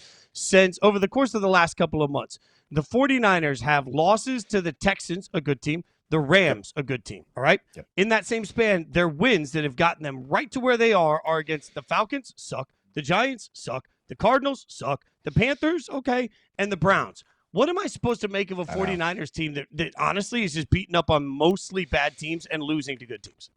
Yeah, and that's hard. That's why I'm not gung-ho on the 49ers, and I also realize their defense is I still don't think it's very good, although Robert Saleh is doing really, really good work with that defense to get them to where they are. And also, like, look at it this way. I was, like, looking at the 49ers schedule and saying, all right, are they going to make the playoffs? I don't know because they get this game at Indianapolis in a couple of weeks. That's really tough. Well, now, okay, like, they're probably going to go beat the heck out of the Colts in that game. So they're catching – the breaks they didn't catch with injuries, they're catching with the schedule. They're beating the teams they should beat, and that's a skill. And not everybody beats the teams they should beat in this NFL season. So I give the 49ers credit for that, but I don't move them way up for a team that has their record that's like 97% to make the playoffs based on the various projections. I'm still a little lukewarm on them just because of that. Like, yeah, where's the win where you're like, I guess going back all the way back to that Thursday night when they beat the Rams, that was a really, really good win. But that was a long time ago too. Recently, and Frank, real quick, I'll say too, they have the Titans, the Colts, and the Bears their Titans and Colts are their bad games coming up. Then they finish with the Bears. And the Bears are at home, if I remember right. Yeah. The Bears they get at home, so it's like okay, like they're going to moonwalk back into the playoffs, and they're not necessarily a team I'd want to play in the playoffs because they're really, really well coached and they can put up points on. So the Eagles now on a 3-game losing streak. Jalen Hurts coming off of a 4-pick game plus a fumble, and 2 of those came in the same play. First player in NFL history to throw an interception and fumble in the same play. The Eagles have a positivity rabbit in the locker room, which can never be a good sign. Concern level for the Eagles. Where are we at? They're broken. Like and weeks ago, I kept saying, like, what? We're overreacting because it's Philly and everything is blown out of proportion. This team is still whatever their record was, 7-1 or whatever they were at that point. But you watch this offense week after week, and it's just if you get to mid-December and your offensive issues haven't been fixed, they're not going to be fixed. Like, you would have fixed them by now. You've had 3+ months to get this done. And it's just week after week, you're like, Can they get anything going? They scored 1 touchdown last night. I mean, Saquon Barkley had a really, really good game, and they still only scored 1 touchdown. And that was on a long run by Saquon. And they're one of their few creative plays all season where they fake the tush push and pitch it out to Saquon. They cannot win a Super Bowl. They can't make a deep playoff run with an offense like this. Like, their defense is really, really good. But right now, everything else on that offense is just broken, and I don't get it. I get their offense coordinator is an issue, and Nick Sirianni refuses to make a change. He's being very stubborn about this. Perhaps I go back to, you remember a couple years ago when they faded down the stretch, and it was like this, Nick Sirianni might get fired, and they delayed the press conference, and they all came out, and they said, Nick Sirianni's still our coach, but we're stripping all of his offensive play calling power. I wonder if Nick Sirianni's passively aggressively saying, okay, you don't want me to call plays anymore. Here you go. Here's Kevin Patullo. I'm not demoting him at all. Like, I do wonder if that's going on because there's no other reason. That offensive coordinator, Patullo, needs to be demoted. Like, he is not calling a good game in any way. When you have A.J. Brown, Devontae Smith, and Dallas Goedert, Saquon Barkley, and Hurts on that offensive, you shouldn't be this bad on offense, but they are. It's an unwatchable offense at this point. I've spent so much time. Unwatchable. I consistently say, wow, we waste our time in the summer with some of these conversations that don't matter. Offensive, defensive coordinators matter. I'm just saying, look at the Lions, look at the Eagles. Every time you change coordinators, it matters. I will die on that hill. Sorry, Caroline. No, all good. But let's take a look at the next group of teams. We've got the Jags at 13, the Dallas Cowboys, who are relishing in this Eagles downfall at 14, Kansas City Chiefs 15, Pittsburgh Steelers at 16.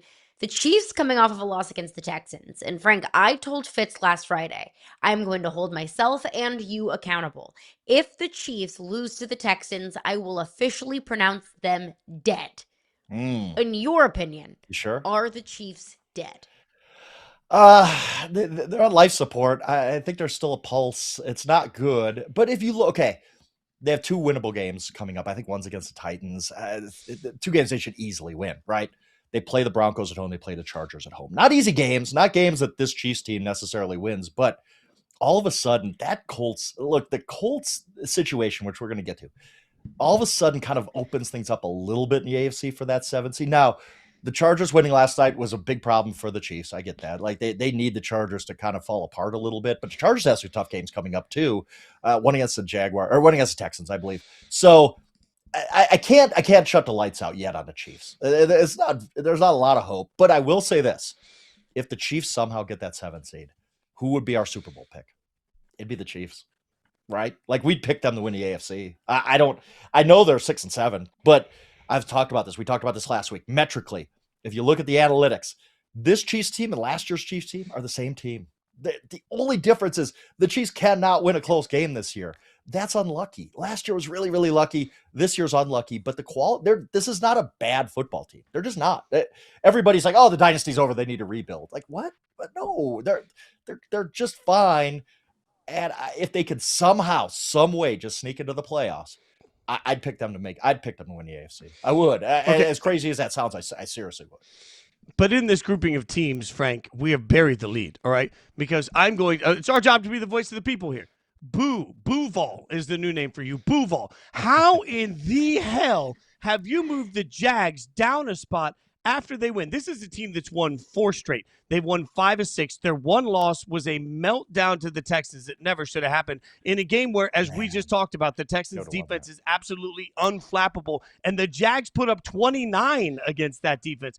And you move them down? Like, you have the Jags below the Eagles who can't score on a 5th grade JV Pop Warner team, and you are putting the Jags at what in the hell are you doing, Frank?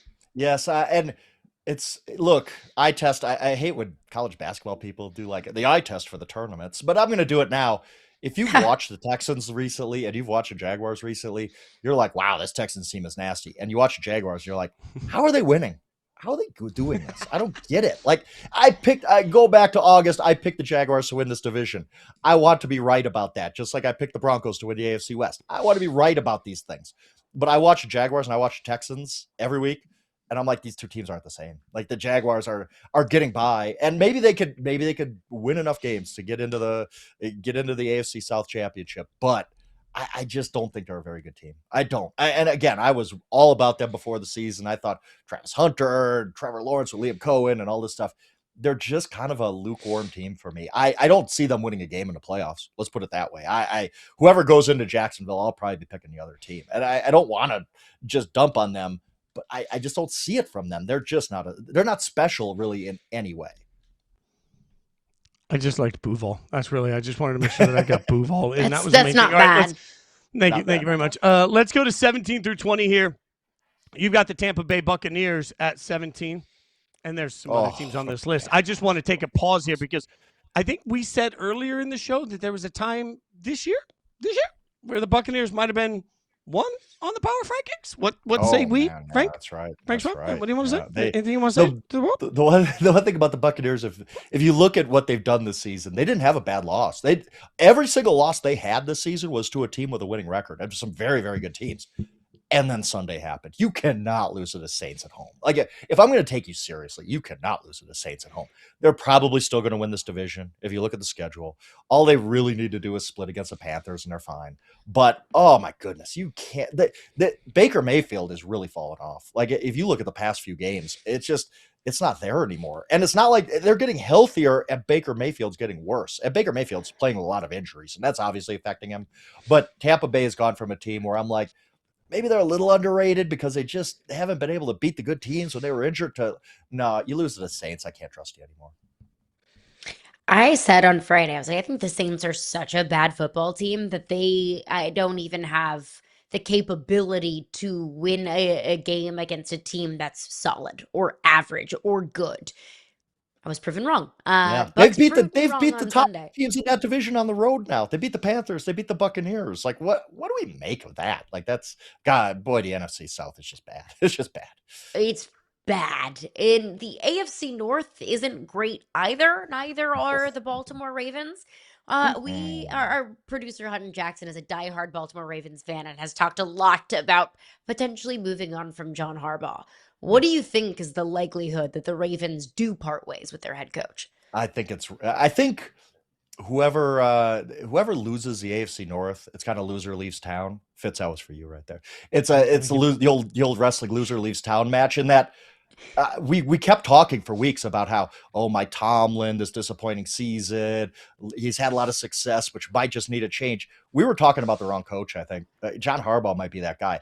This has been an utterly disappointing Ravens season, and the AFC's there for the taking. We talked about that over and over, but this Ravens team has not made any improvements as it's gone on. And I get a lot of it is Lamar's injury. He doesn't look the same. I get that, but this Ravens team is they're the most disappointing team in the NFL to me. Far more disappointing than the Chiefs, even though they have the same record, because the Chiefs are just losing close games. They're still a pretty good team. The Ravens are a bad football team. There are no signs of life from the Ravens here. I was very stubborn about them. I kept saying, they're going to turn it on. Lamar's back. We're going to see the improvements. And a lot of that was my trust in Jon Harbaugh to figure out, okay, how can the defense get better? How can you fix the offensive line, which hasn't been very good? I expected Harbaugh to get that done. He has not. And I think that if the Ravens don't make the playoffs in this AFC with Lamar Jackson, one of the generational quarterbacks of our time, I think at that point, the Ravens need to sit down with Jon Harbaugh and say, is it time? Is it time to just move on? Because if you start all the things we say about Tomlin not winning in the playoffs, since 2014, Jon Harbaugh is 3-6 in the playoffs.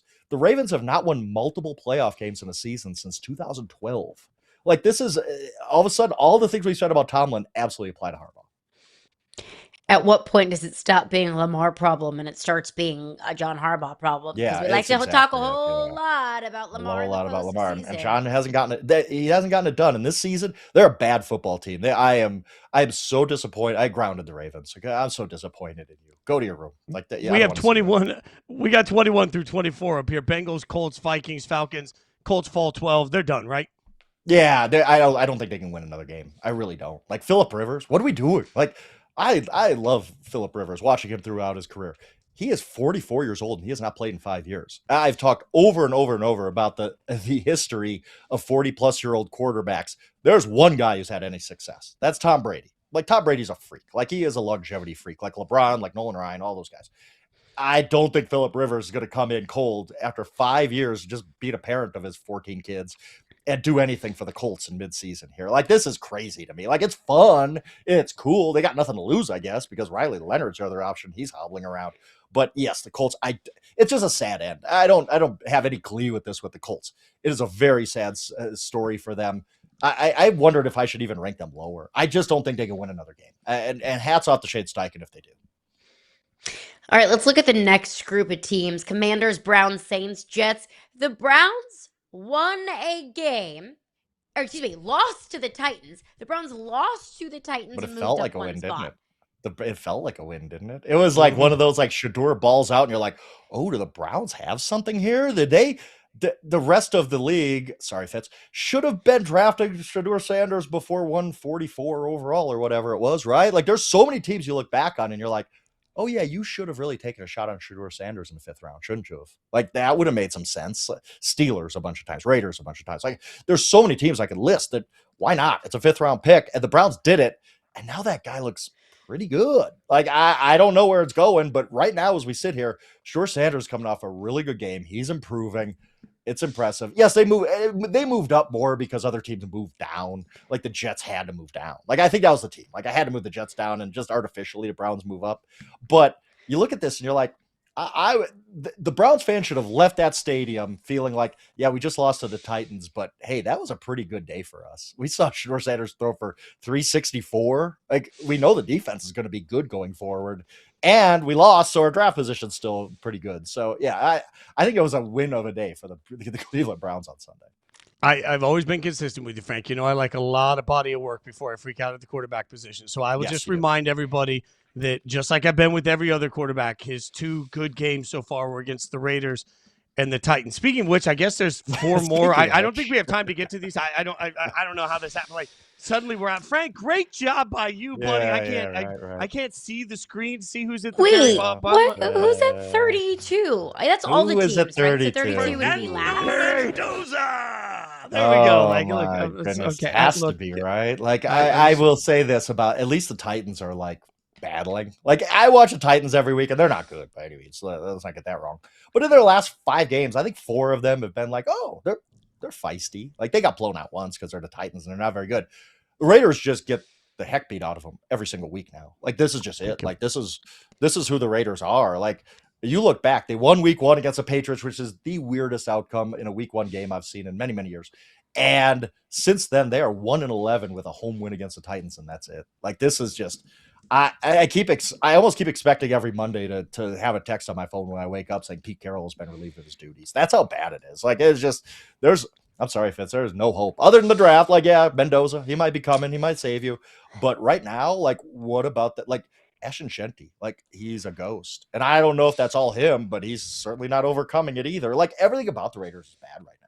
It's just awful. Like, I don't know how you watch this team. You watch this team every week still, right? You put yourself through that? Yeah, I figured you did. I didn't know if you've gotten to the point. I didn't know if you've gotten to the point of like, I'm not watching this Broncos game. I just can't. I cannot watch them get their tails kicked by the Broncos. But you do. I respect it. I don't know how you do it either, because I watch that team. I'm like, oh my goodness, this is so depressing. And I have nothing at stake with the Raiders. When you get that text, send me a congrats, happy for you, buddy. That's all I need. When you get that Pete Carroll's gone text, you can just send me happy for you. You can check out the rankings. Obviously, follow him on social media at Yahoo Schwab. Check out his power rankings at Yahoo Sports. Frank, we appreciate you, even though you did a terrible job as always.